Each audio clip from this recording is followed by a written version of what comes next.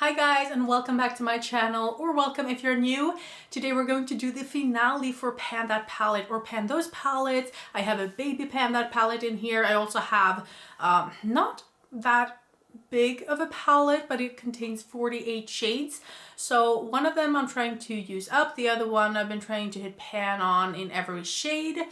But the Baby Pan That palette I actually finished. The one that I started with this year, I finished a few months ago, so I brought in another one. So these are the two palettes that I've been working on lately. This is the Charlotte Tilbury Exaggerize, and this is the e.l.f. palette. I have no idea what it's called. But let's start with this one. I don't have much progress on this one. I've only used it twice this month. I have been playing around with other kinds of makeup, but this is how it looks. So I thought maybe I could have some progress in the shimmers. Maybe I could see some pan by now, but no, I have played around with too many other things to make that happen. But, you know, they will be easy pans for next year. Hopefully I can incorporate this into some kind of a project next year. I don't think it will be in the Pan That palette. I think it will be in a new project coming soon, but I will continue to work on this in some kind of project.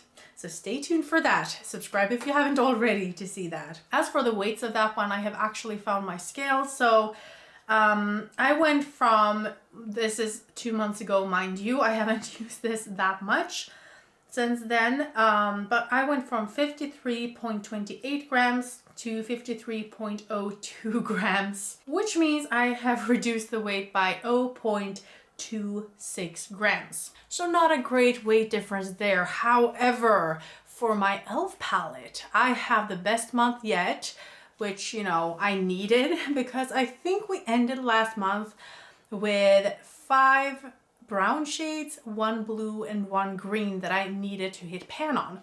So I have been going in brown looks. Usually I use the browns in my brows, but I had to amp it up. I had to use them in my crease. I used them so much. And as for the blue and green, I used them on my nails. The blue I had already tried. It's a shimmer, so it worked well. The green I had to work with quite a bit, but this is how it looked last time, and this is what it looks like now. So we have pan in everything. We have pan in everything. This is wild to me to see a palette this loved, this, so many pans. I hold in my hand 48 pans and 46 of them I hit pan on this month, or no, this year, I mean. This is, wow. I wasn't completely sure I could do it, but I've had hope, I think, all year long that I could, and it paid off.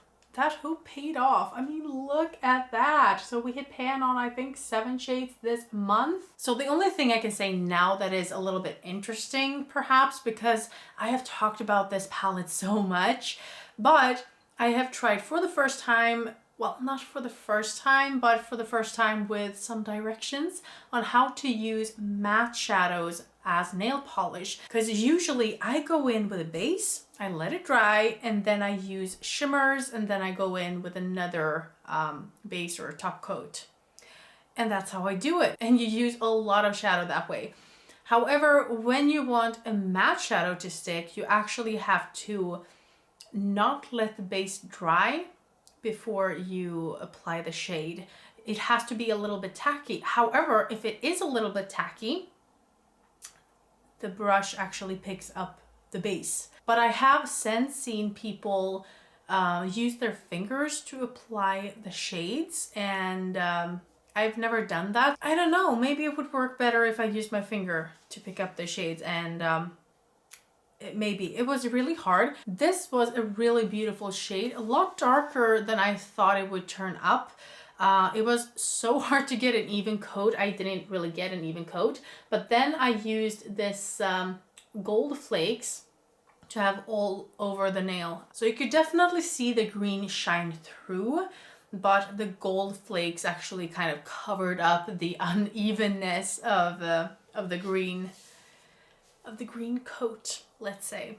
Now, talking about the weights, because I said the weights were better on this one, I have finished over 2 grams worth of product this month. It's crazy, but I've done it. I've used it in my brows, I've used it on my nails, I've used it in my crease and on my eyelids.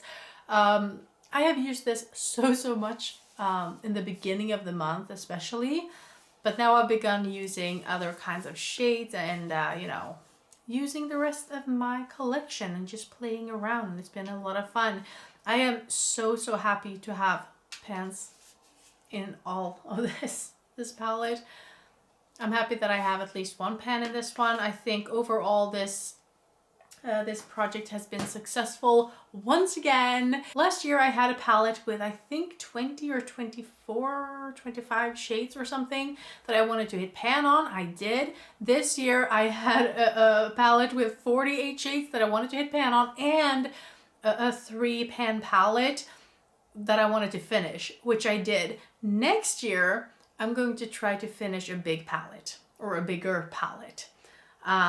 So that's going to be very interesting and fun and challenging, and it's nice to know that I'm entering year 3 and I still have things to do. I still have, different goals, different kinds of products that I haven't panned yet, so I can't wait until the next year. But until then, I just want to play around with my new makeup. I am opening the P. Louise advent calendar every day, and it's so much fun. I'm trying to use the items, the day that they come and just try them out straight away.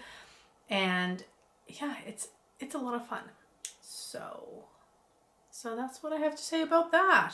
I hope you enjoy this series. I hope you're coming back for more next year. And if you haven't done that before, like and subscribe if you want to. And I hope I'll see you in the next video. Have a great evening. Bye.